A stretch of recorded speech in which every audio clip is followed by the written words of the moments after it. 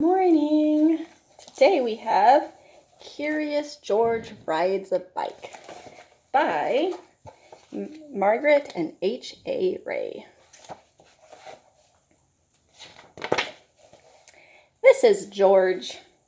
He lived with his friend the man with the yellow hat. He was a good little monkey and always very curious. This morning George was curious the moment he woke up, because he knew it was a special day.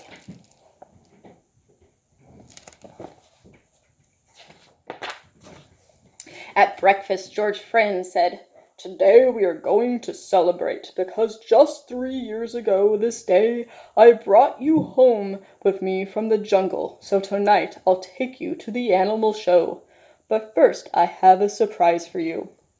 He took George out to the yard where a big box was standing. George was very curious.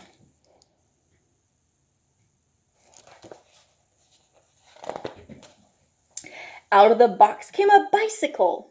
George was delighted. That's what he'd always wanted. He knew how to ride a bicycle, but he had never had one of his own. "I must go now," said the man, "but I'll be back in time for the show.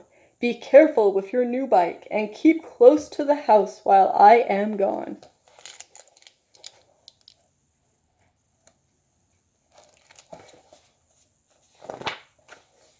George could ride very well. He could even do all sorts of tricks.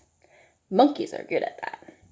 For instance, he could ride this way with both hands off the handlebar, and he could ride this way like a cowboy on a wild bronco. And he could also ride backwards. But after a while, George got tired of doing tricks and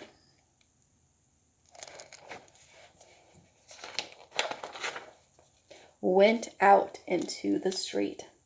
The newsboy was just passing by with his bag full of papers. "It's a fine bike you have there," he said to George. "How would you like to help me deliver the papers?" He handed George the bag and told him to do one side of the street first, and then turn back and do the other side. George was very proud as he rode off with his bag.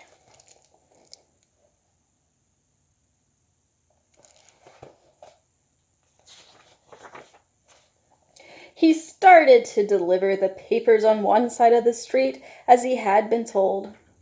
When he came to the last home, he saw a little river in the distance. George was curious.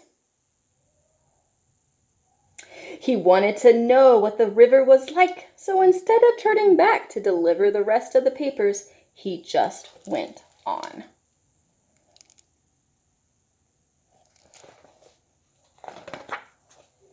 There was a lot to see at the river. A man was fishing from the bridge, a duck family was paddling downstream, and 2 boys were playing with their boats. George would have liked to stop and look at their boats, but he was afraid the boys might find out that he had not delivered all the papers, so he rode on.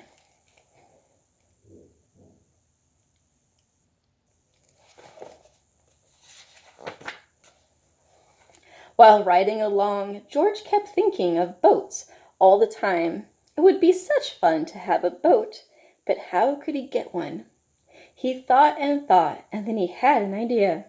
He got off the bicycle, took a newspaper out of the bag, and began to fold it.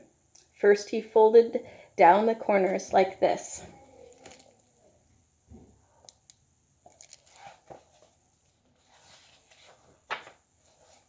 And then he folded both edges up, brought the ends together, and flattened it sidewise. Then he turned one corner up, then the other one, again brought the ends together, and flattened it sidewise. Then gently he pulled the ends apart, and there was his boat.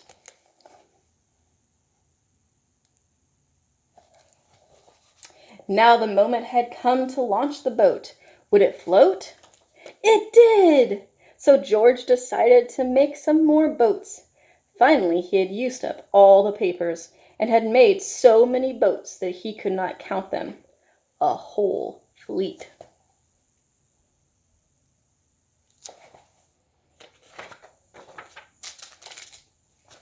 Watching his fleet sailing down the river, George felt like an admiral.